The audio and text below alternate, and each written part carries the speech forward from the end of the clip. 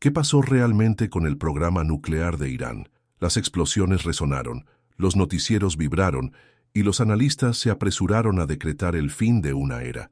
Pero ¿acaso la historia es tan simple? No todo lo que se convierte en ruinas está de hecho muerto. Hay algo inquietante detrás del silencio que siguió a los ataques, una ausencia de pruebas definitivas, una neblina estratégica que cubre lo más importante. Durante siglos, imperios enteros fingieron su derrota solo para resurgir con más fuerza.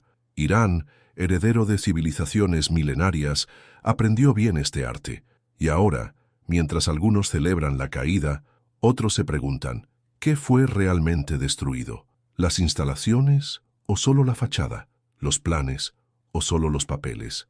Este video revelará los bastidores de una ofensiva que parece haberlo cambiado todo, pero que quizás no ha cambiado lo esencial. Si quieres entender lo que realmente está en juego, prepárate para atravesar un laberinto de información, estrategia y poder, porque lo que está en ruinas podría ser solo el comienzo de algo aún más grande. Dicen por ahí que las instalaciones fueron borradas del mapa, pero la verdad insiste en escaparse por las grietas.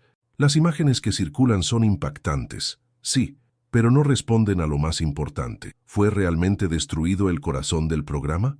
Hasta ahora, no hay ninguna prueba que resuelva el enigma. En medio del humo y los escombros, hay más preguntas que certezas.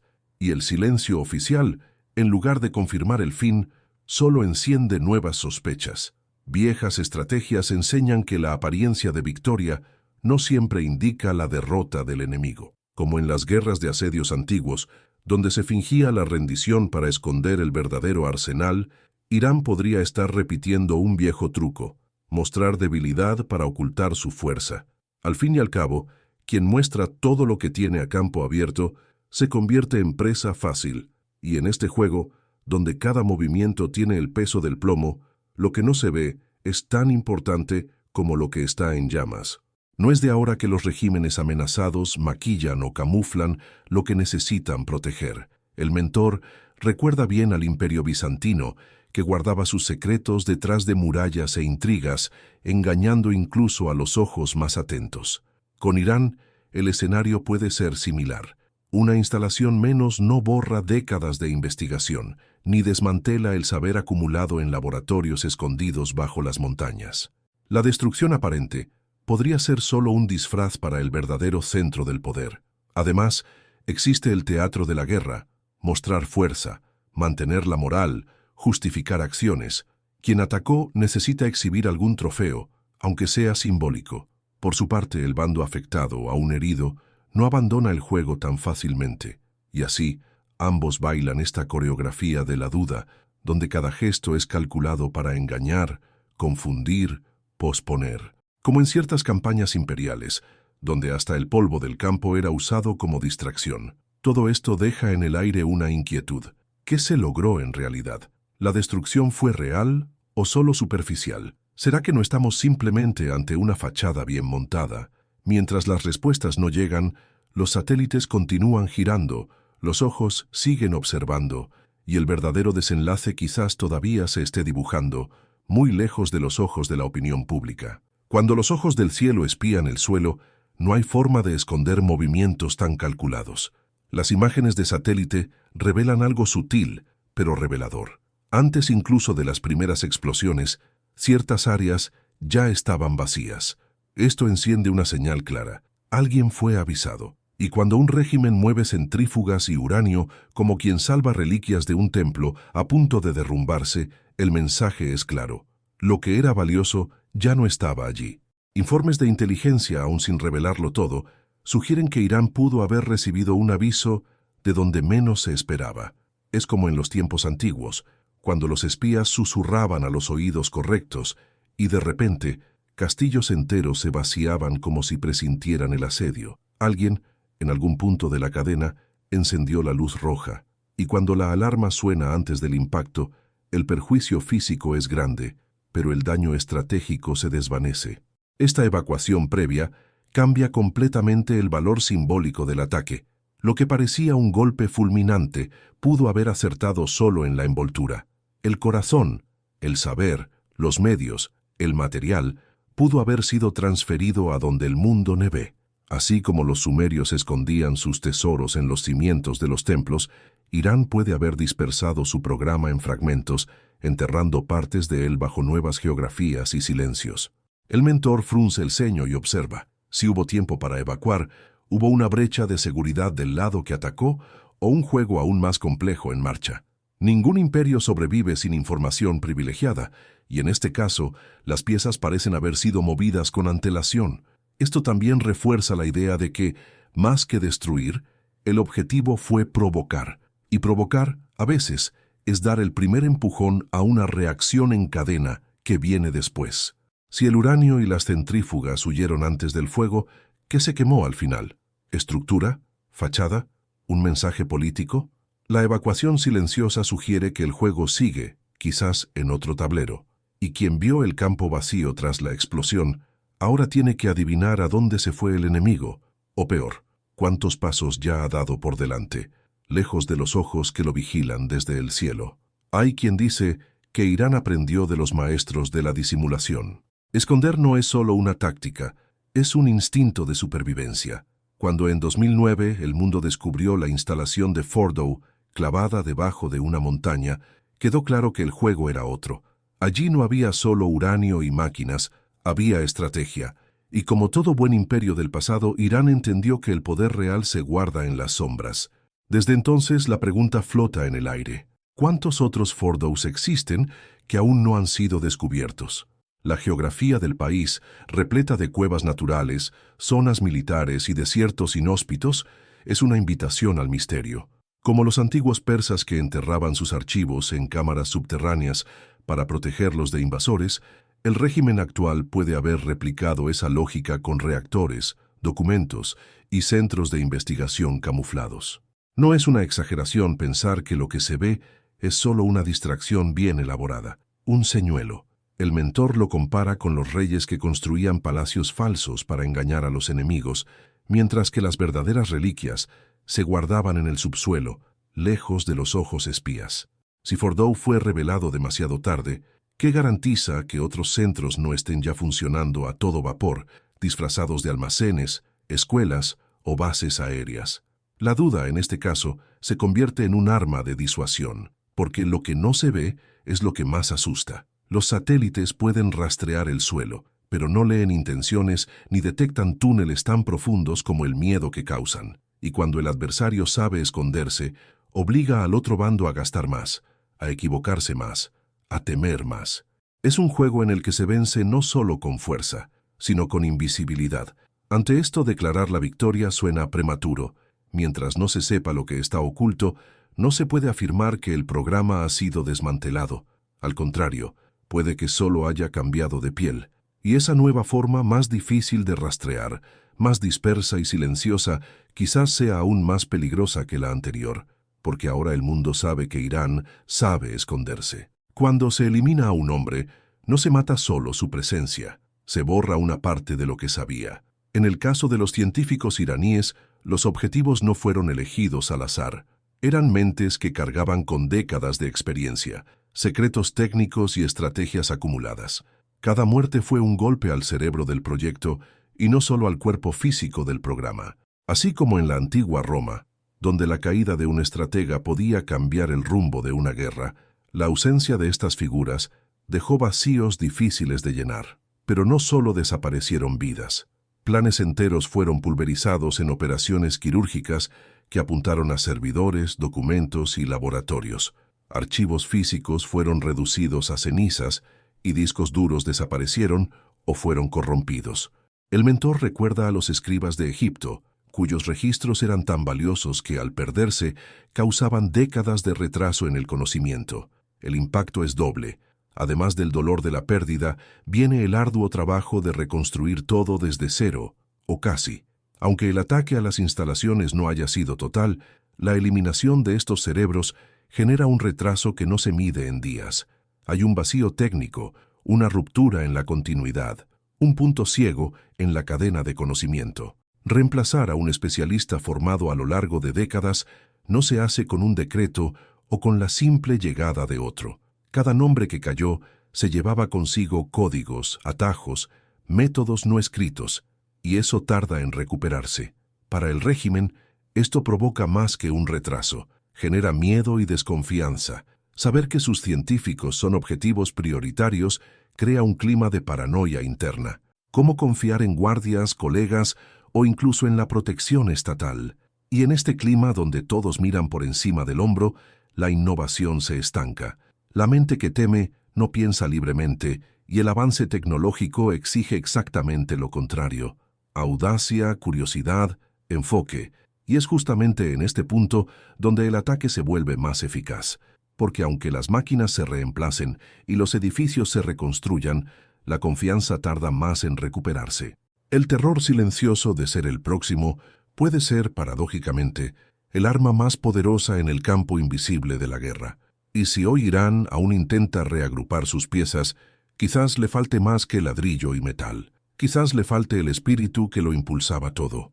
Hay una diferencia sutil pero decisiva entre destruir y retrasar. Desde el principio, Israel y Estados Unidos sabían que erradicar el programa nuclear iraní sería como intentar borrar una idea con balas. Imposible. La misión en realidad siempre fue otra: ganar tiempo. Como los generales antiguos que lanzaban escaramuzas solo para interrumpir el avance de una tropa, la intención era desorganizar, dispersar, obligar al enemigo a recomenzar. El mentor suele decir que retrasar es una forma de victoria en las guerras largas. Los imperios antiguos lo sabían. Cuando no podían derrotar al adversario en el campo, esparcían rumores, incendiaban suministros, derribaban puentes. Así el progreso del enemigo no era frenado con murallas, sino con desgaste. Y es justamente este tipo de lógica la que se aplica aquí: impedir que Irán alcance la bomba antes de que el escenario político global cambie. Al enfocarse en retrasos calculados, los ataques buscan mantener a Irán atrapado en un ciclo de reconstrucción. Cada vez que se acerca al avance final, es forzado a retroceder, revisar, reubicar. Eso drena recursos, energía y genera incertidumbre. En términos prácticos, el programa avanza, pero siempre con un freno de mano puesto. Como quien intenta subir una montaña de arena. Por cada paso hacia adelante, se desliza medio paso hacia atrás. Esta estrategia no es nueva.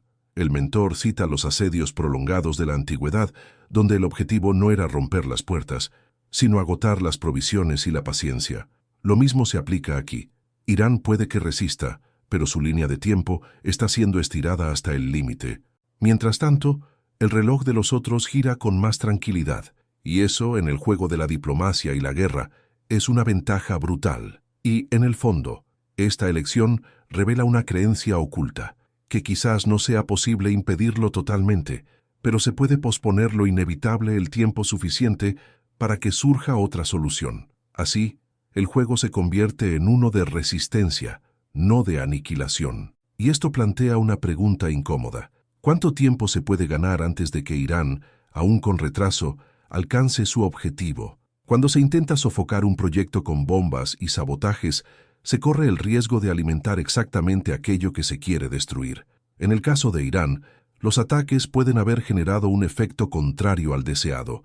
En lugar de retroceder, el régimen quizás se haya convencido aún más de la necesidad de poseer su propia bomba. Como un reino asediado que, al ver caer sus muros, decide construir una fortaleza aún más grande, Irán puede estar afianzando su convicción con más fervor. La lógica, aunque sombría, es comprensible. Si cada ataque revela la vulnerabilidad, entonces el arma nuclear se transforma en una especie de escudo definitivo. Así pensaban también algunas potencias del pasado que, al verse acorraladas por fuerzas superiores, apelaban a armas que garantizaran su existencia, no por gusto, sino por cálculo. Para Teherán, la bomba puede haber dejado de ser una ambición para convertirse en una cuestión de supervivencia. El mentor recuerda el asedio de Jerusalén, cuando la ciudad, presionada por todos lados, apostó todo a su último bastión. Lo mismo puede estar ocurriendo aquí. El régimen iraní, humillado públicamente, golpeado en su soberanía, puede estar viendo la bomba como un pasaporte hacia el respeto, o al menos hacia el miedo ajeno. Y cuando un Estado pasa a depender del miedo para mantenerse, el camino de regreso se vuelve estrecho. Además, el impacto psicológico de la ofensiva puede haber sellado la percepción de que solo un armamento nuclear evitará que la historia se repita. La lección extraída puede no haber sido «debemos detenernos», sino «no podemos dudar más». Y este tipo de lección, una vez absorbida, suele moldear decisiones por décadas. El orgullo herido de un imperio no cicatriza con palabras, solo con poder. La paradoja, por lo tanto, se revela. Lo que debía ser un freno, quizás se ha convertido en un impulso. Los ataques, en lugar de paralizar, pueden haber reforzado la idea de que solo la bomba garantiza la existencia. Y si este es el razonamiento que prevalece, el mundo habrá encendido sin querer la mecha que tanto quería apagar. Cuando el enemigo sabe demasiado, el propio suelo comienza a temblar por dentro. Irán descubrió de la forma más dolorosa que sus secretos no estaban tan bien guardados como imaginaba. La profundidad de la infiltración de la inteligencia israelí fue como una puñalada por la espalda, no por ser inesperada, sino por ser demasiado precisa. Como en los antiguos imperios traicionados por sus propios escribas, el régimen pasó a desconfiar de todo y de todos. A partir de ahí, se instauró un clima de caza de brujas. Quien sonríe demasiado, quien viaja demasiado, quien habla bajo o llega tarde, todos pasaron a ser vistos con ojos de sospecha. Dentro de los palacios y cuarteles, los susurros valen más que los informes. El mentor recuerda los últimos días de ciertos reinos orientales, donde el miedo a los traidores era tan intenso que se mataba antes de investigar. Irán, ahora, vive bajo ese mismo espectro de paranoia silenciosa. El gran problema de esto es que la confianza, una vez corroída, transforma incluso a los aliados en sombras. Los generales se callan, los científicos dudan, los oficiales omiten información por miedo a parecer demasiado informados. Y en este ambiente sofocante, el progreso se convierte en un suspiro contenido. La inteligencia extranjera puede que haya abandonado el país, pero su presencia invisible permanece, como un veneno que continúa actuando, incluso después de que la flecha ha sido retirada. Además, la revelación de esta profunda penetración impuso una humillación simbólica. Mostró al mundo y a su propio pueblo que los muros del régimen no son infranqueables. Esto socava la imagen de invulnerabilidad que todo gobierno autoritario intenta proyectar. Cuando el enemigo navega por los pasillos del poder, el rey deja de parecer todopoderoso, y el miedo interno a menudo es más corrosivo que la amenaza externa. Al final, la inteligencia israelí no solo robó secretos, sembró la duda, y esa duda, ahora arraigada en los pasillos del poder iraní, se extiende como una plaga silenciosa, porque cuando el régimen ya no sabe quiénes son sus propios hombres, entonces quizás ya ha perdido mucho más que sus archivos. Reconstruir lo que fue destruido cuesta más que levantar nuevos cimientos. Lleva tiempo, exige paciencia y, sobre todo, devora recursos. Irán ahora enfrenta este dilema con amargura. Necesita reconstruir instalaciones nucleares, reforzar la seguridad interna y restablecer la confianza entre sus propios científicos. Todo ello mientras drena las arcas del Estado. Es como si hubiera perdido un castillo entero, pero todavía estuviera obligado a reconstruirlo usando piedras esparcidas por el desierto. El mentor ya ha visto esto antes. Imperios devastados que, al intentar resurgir, se hundían en deudas, disputas internas y un ciclo de reconstrucción sin fin. El costo financiero de la guerra invisible es traicionero. No se mide solo en edificios, sino en conocimiento perdido, vigilancia redoblada y sistemas paralelos de protección. Cada centavo gastado ahora debe ser retirado de algún lugar, y eso cobra un precio político que el régimen sabe que puede volverse insostenible. El propio tiempo se transforma en un adversario. Cuanto más largo sea el proceso de reconstrucción, más vulnerable se vuelve el programa. Mientras Irán corre contra el reloj, sus enemigos ajustan satélites, refuerzan alianzas y afilan estrategias. Es como una ciudad asediada que intenta levantar muros mientras todavía escucha los tambores de guerra. Y en este escenario, cada retraso no es solo un contratiempo, es una amenaza existencial. Además, la reconstrucción no se limita al aspecto físico. El régimen necesita convencer a sus cuadros técnicos de que vale la pena continuar, que la inversión no será en vano, que los riesgos serán compensados.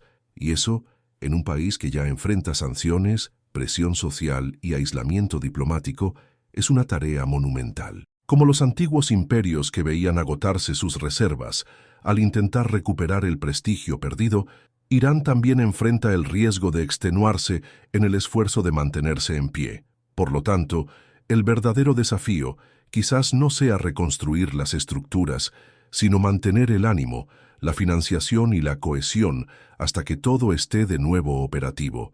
Y mientras tanto, sus enemigos observan desde lejos, quizás ya preparando el próximo movimiento.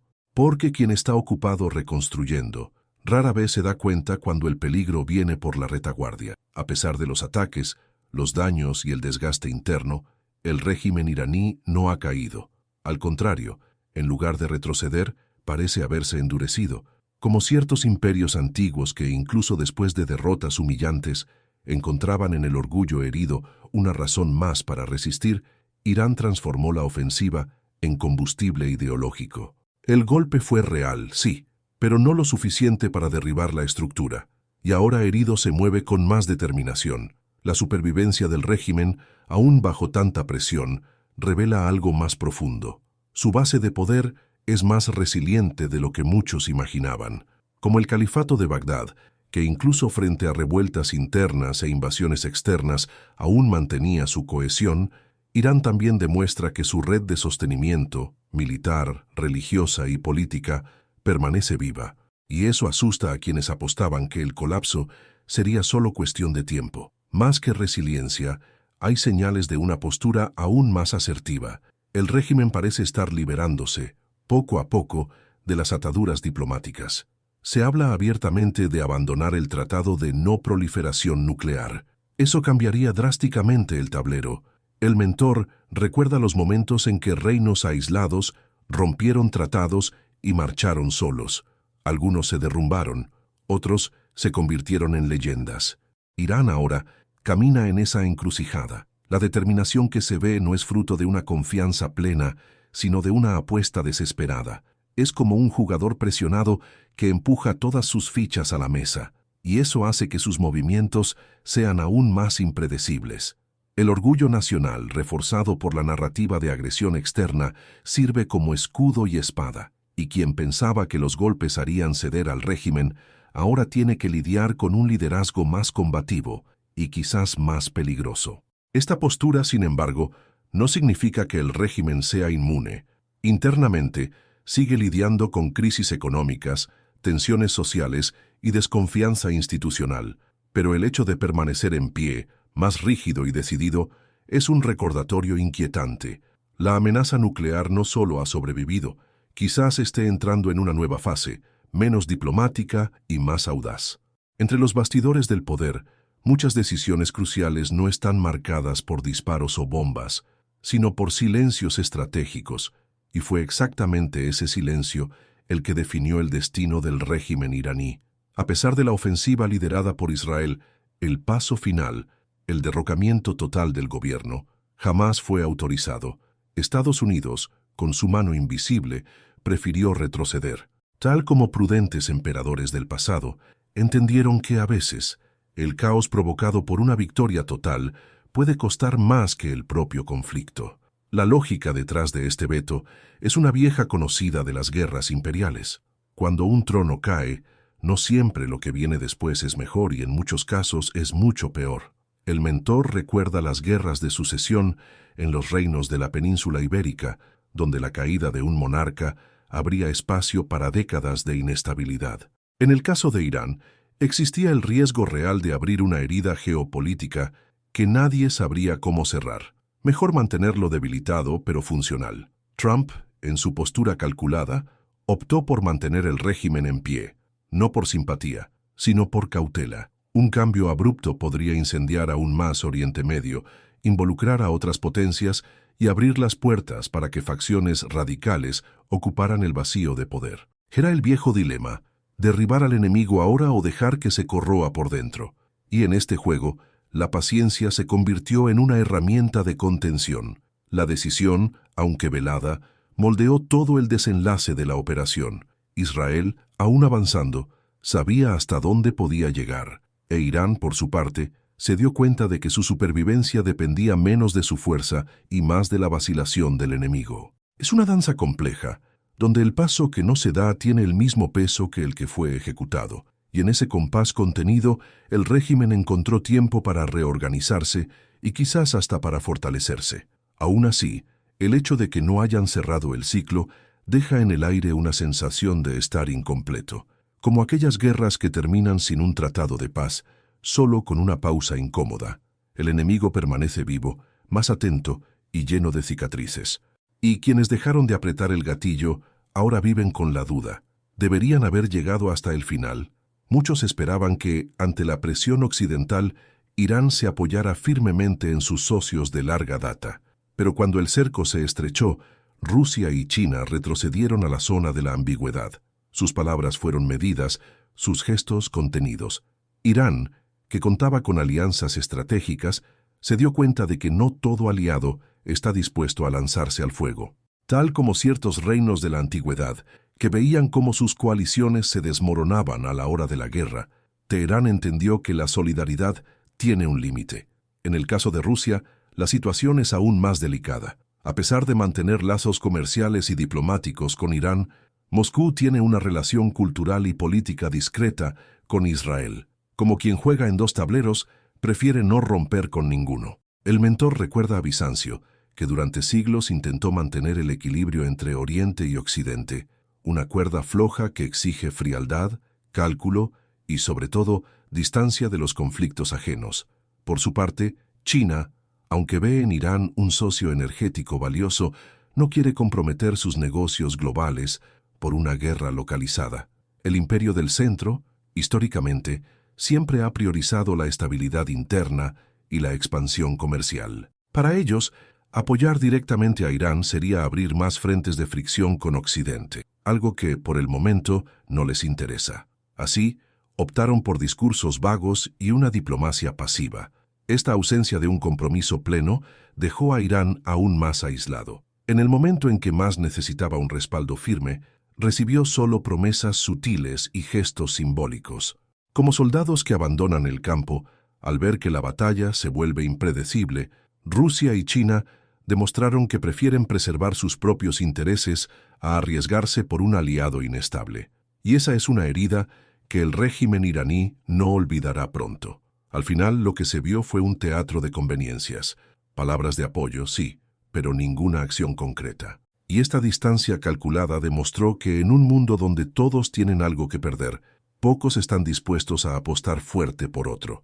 El mensaje es claro. Si Irán quiere continuar en este juego, quizás tenga que jugar solo o aprender a reescribir sus alianzas a la luz de la realidad. Por más que los periódicos hablen del fin de la operación, el mentor lo sabe. Capítulos así nunca se cierran de verdad, solo cambian de tono. La superficie parece en calma, pero por debajo las brasas continúan encendidas. Irán, aunque herido, no ha abandonado su proyecto, y quien crea que todo ha terminado está tan equivocado como los generales que celebraban victorias antes de que el enemigo lanzara su contraataque al anochecer. El silencio a veces es solo el intervalo entre dos tormentas. Los servicios de inteligencia continúan en alerta. Los informes se actualizan a diario. Los espías se mueven con cautela y los satélites giran como centinelas eternos. No hay una paz genuina, solo una pausa tensa, como aquellas treguas provisionales de la antigüedad en las que dos ejércitos solo descansaban antes del nuevo enfrentamiento. Nadie ha bajado sus armas. El escenario, aunque tranquilo, carga con el peso de algo que aún podría derrumbarse. Irán puede responder en cualquier momento, ya sea directa o indirectamente. Y este tipo de respuesta, como bien recuerda el mentor, no siempre viene con estandartes o tambores. Puede ser un ciberataque, un ataque a aliados, un sabotaje silencioso. Como en las campañas de espionaje de los imperios antiguos, la represalia puede venir con veneno y no con la espada. Y esta incertidumbre, este terreno resbaladizo, mantiene a todos en alerta constante. Por otro lado, tampoco se sabe hasta dónde pretende llegar Israel. Si surgen nuevas amenazas, es probable que los ataques continúen con más intensidad. El ciclo está armado. Irán reconstruye, Israel ataca, Irán resiste, Occidente reacciona. Y así, La trama sigue sin un punto final. Puede que no se declare una guerra abierta, pero ya se está librando entre bastidores, en las sombras, en los pasillos del poder que deciden el destino de las naciones. Lo que se perfila, entonces, no es el fin, sino la continuación de una disputa aún más impredecible. Un conflicto que se alimenta del silencio, la estrategia y la desconfianza, y mientras los ojos del mundo se vuelven hacia otras crisis, este frente permanece vivo, esperando solo el próximo movimiento, porque en este tablero nadie ha salido de escena, todos solo han cambiado de posición. Al fin y al cabo la pregunta permanece, ¿fue realmente destruido el programa nuclear de Irán? ¿O solo se ha escondido a la sombra de una guerra silenciosa? Los ataques fueron reales, pero ¿y los resultados? ¿Hasta qué punto la destrucción sacudió la esencia del proyecto? ¿O simplemente lo retrasó? Y más importante, si todo esto no fue más que un golpe para ganar tiempo, ¿cuánto tiempo nos queda hasta que la historia se repita? ¿Lograron las potencias occidentales frenar el avance o simplemente pospusieron el problema? Y si, en lugar de debilitarse, Irán ha salido aún más decidido a concluir lo que comenzó? Estas preguntas no tienen respuestas simples, pero es justamente en ellas donde reside el valor del conocimiento, porque entender los bastidores de un conflicto es el primer paso para ver lo que muchos prefieren ignorar. Y quien domina estas piezas del tablero, incluso a distancia, siempre está un paso por delante en el juego. Si este contenido despertó algo en ti, una duda, un deseo de saber más, o incluso una inquietud silenciosa, entonces suscríbete al canal y activa las notificaciones. Este viaje por el lado oculto de la historia apenas comienza.